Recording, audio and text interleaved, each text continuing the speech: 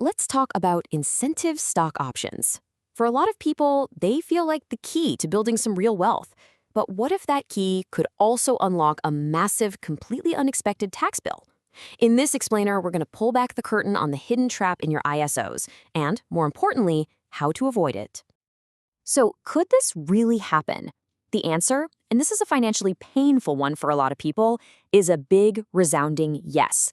I want you to imagine getting a tax bill for tens, maybe even hundreds of thousands of dollars on stock you haven't even sold yet. It happens all the time, and it's got a name: the phantom tax trap. To really understand the trap, we first have to talk about the dream. Why these things are so appealing in the first place. It all starts with this special type of stock option, the incentive stock option, or ISO, which is designed from the ground up to be a powerful wealth-building tool. Okay, so you've basically got two main flavors of stock options, but the difference between them is huge. NSOs are pretty simple. You exercise them and bam, you immediately pay income tax on your profit. But ISOs, they're different. They are specifically designed to let you delay taxes and, if you play your cards right, pay a much, much lower tax rate down the road. And that's the dream, isn't it? The whole idea that the value you helped create could be taxed at a lower capital gains rate, not at the same high rate as your regular paycheck. But, and this is a huge but, this dream comes with some very specific and very important strings attached. And this is exactly where that dream can turn into a financial nightmare. We're talking about a hidden tripwire in the tax code that can catch even the smartest employees completely by surprise. So here's the catch. When you exercise your ISOs, you might not owe any regular income tax, but you can trigger this entirely separate parallel tax calculation called the alternative minimum tax, or AMT. Seriously, think of it as a parallel tax universe with its own, much stricter set of rules. And in this alternate tax universe, the rules are different. They can actually tax you on what's called a paper gain. Just let that sink in. The government can send you a real tax bill for real money based on the theoretical profit you made on paper the day you bought the shares, even if you haven't sold a single one and have zero cash to show for it.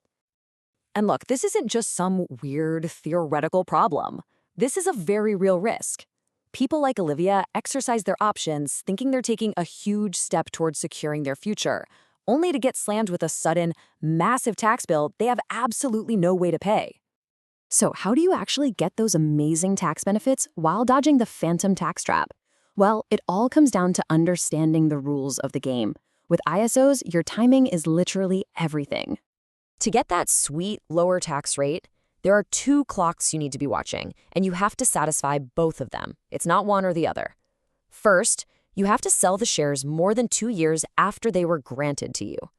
And second, you have to sell them more than 1 year after you actually exercise them.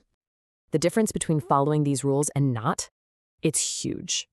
If you wait and make a qualifying sale, your entire gain gets that favorable long-term capital gains rate. But sell just 1 day too early, that big paper gain from the day you exercised gets taxed as ordinary income, which could almost double your tax bill. Okay, so we know the rules of the game. Now let's get into the strategy. How do you actually navigate this maze and come out on top?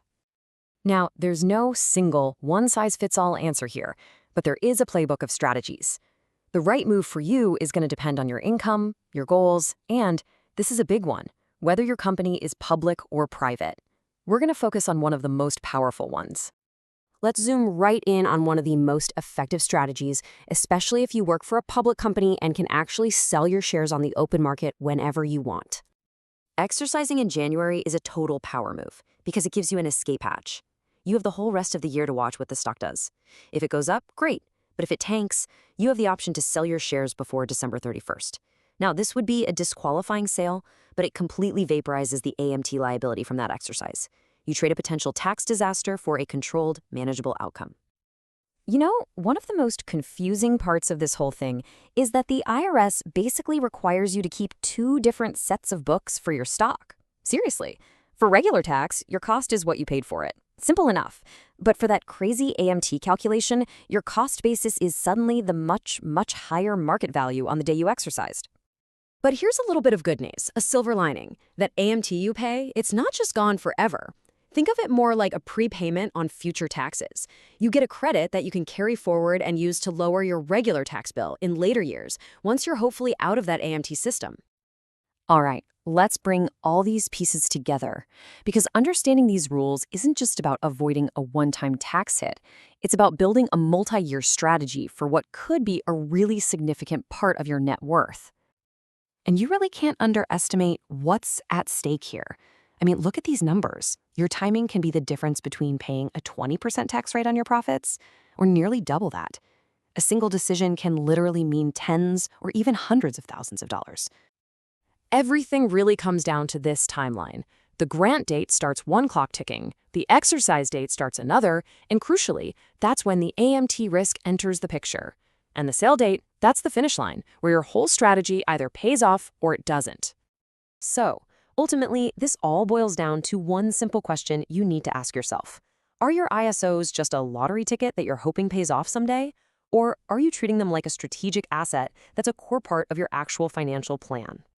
Because when it comes right down to it, the single biggest mistake you can make with ISOs is simply not having a plan.